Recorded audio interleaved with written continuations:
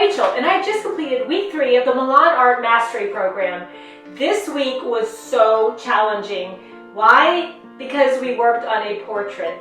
I've been scared of drawing people ever since I was little. I cannot even imagine if I could ever paint a portrait that looks beautiful, that somebody would look at and say, that's so pretty. I'd be amazed, because anytime I draw people, I feel like they look scary. Sure, I've done some digital drawings that are okay, but you know what? When you're drawing this big, it's much easier to get those eyeballs kind of centered or kind of put in the right spot.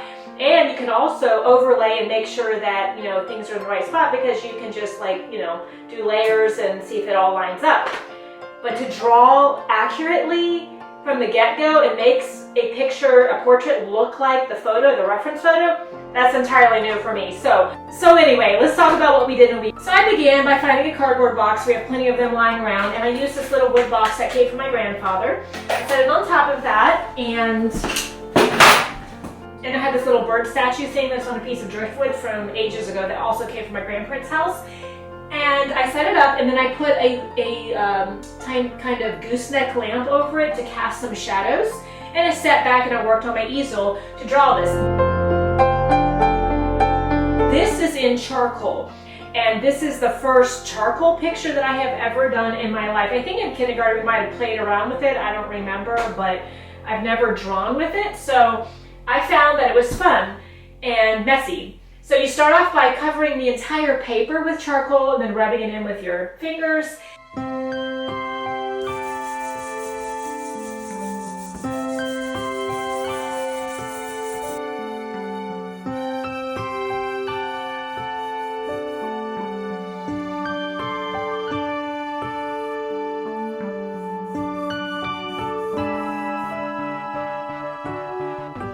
And then you erase out values 1 to 5. This is such a fun technique to learn. The reason being is that charcoal, the vine charcoal, only goes to that value. It doesn't go any darker. Sure, you can rub on some darks, but the moment you rub them with your finger, it goes back down to a 5.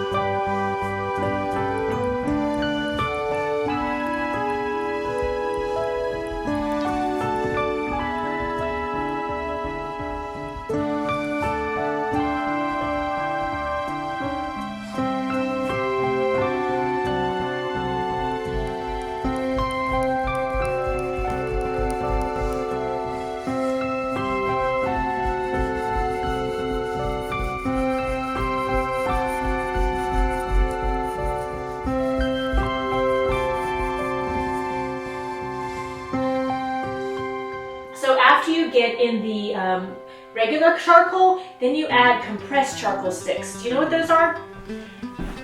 Let's see, where are they? So these are compressed charcoal sticks. They come in soft, medium, and hard values. You also can buy some that have the sepia tones.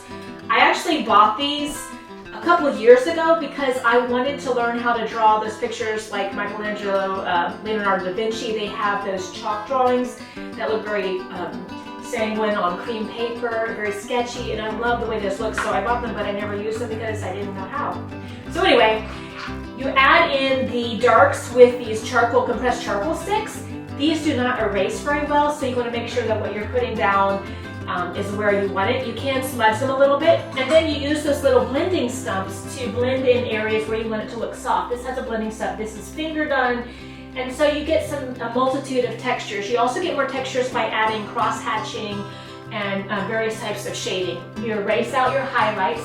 My box all had darker values. The only actual white in this entire picture was in the breast of the bird, and it was even a little bit not that bright. So this doesn't pop a whole lot because it doesn't have a lot of highlights. But it was super fun, and I really learned a lot doing this picture.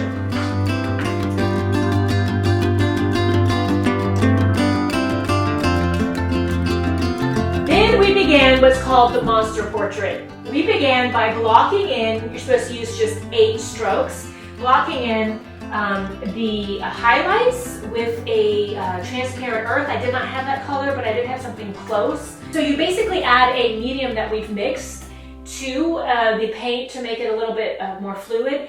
And I added too much of the medium, and so my paint that went on got a little bit transparent. So when I went to try to subtract later, I didn't have enough pigment on my canvas. So that was the first thing. Make sure that you don't put too much medium. You can use a lot of medium, but make sure you have enough pigment to match it. So you go in and add just 8 strokes of the mediums, the midtones, and then the darks, and then you come back using your subtraction tool, and then you mark out where the eyes and the nose and the mouth are.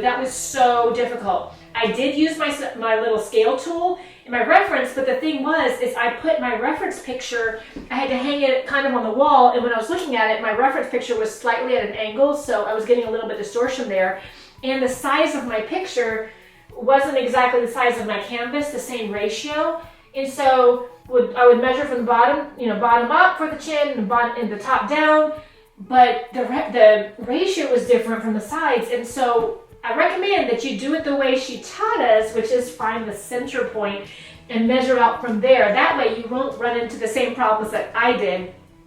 This face has been redone so many times because I had her chin down here, I had her chin up here, I had her mouth here, her nose long, her nose out to here.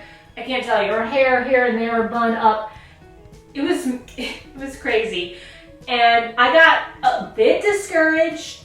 I'm still a little bit like a bulldog though. I'm gonna keep going, but I had to keep stopping and waiting for the paint to dry, because once you add so many strokes, you can't add more paint because it's oil paint. Oil paint doesn't dry that quickly. So I let it dry. Then I ended up adding a red background. Big mistake, because it reminded me of like somebody bleeding, which is not too pleasant when you're looking at a portrait. She also looked kind of mean, and I really frankly was like, oh my goodness, this is so hard. Like, how am I ever gonna learn how to paint a portrait that looks beautiful? But you know what? You got to start somewhere. So if you are thinking that same thing, I tell you, if I end up graduating from this class and knowing how to make a pretty portrait, I will be over the moon in excitement. So I'll keep you posted to see where I get to that point. So we kept on adding more layers and more layers, working on everything. Her eyelashes are pretty pale here. I think they should be a little bit darkened. So I'm showing you this. I am not quite finished with it. I want to add a glazing on top. We learned that anything in the background should be cool so it recedes into the distance. That's a little tricky for me because I tend to like warmer colors much, much better. But I'm going to stick with it and try to find a cool beige taupe color, just like in the reference picture. I'll show you. So this is my reference. You see she looks much prettier here than here, but you know what? I'm learning, and that's okay. This is another tip, is if you want to slip your reference picture into one of these sheet protectors, it works well. You can also lay your brush against it to see if the paint matches the skin tones. When I was working close up to this, I noticed that it looked very purpley, it looks very orangey, it looks very vibrant, but when I stepped away, all I can see are lots of whites and brights, like light colors. It wasn't intense enough, so I feel like I'm seeing now that you need to add a lot more color and more intensity than you think you do. And it might be the type of lighting I have in this room, because I do paint at different times of the day, in the daylight hours as well as late at night when it's really dark and I'm just working off of the lighting. And the lighting in this room has those LED lights, which there's some cold and some warm lights up there, so it's a mixture. and they do provide a lot of glare.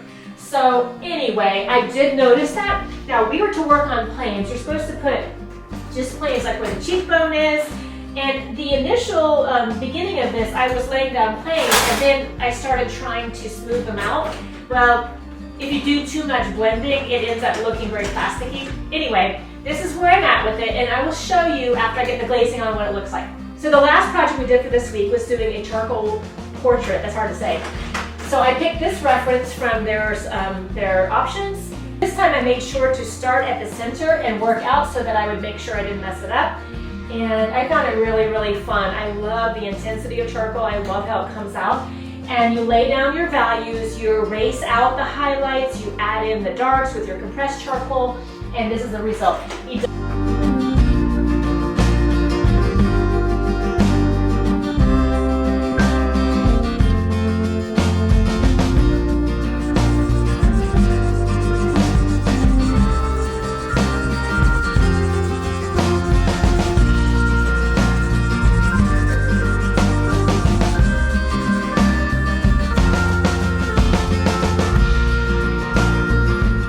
Does have a black eye, and I did make it slightly lighter, and I can't really see what's going on here, whether his eyes open or not, so I just did my version of him looking a little bit out of his eyes. It probably would have been fine just to have his eyes closed with the eyelashes, but I'm not really sure. I can't really tell what's happening here. But this is the result, and I had fun. Now I'm going to go finish the glazing on this, and then I will show you a final thing.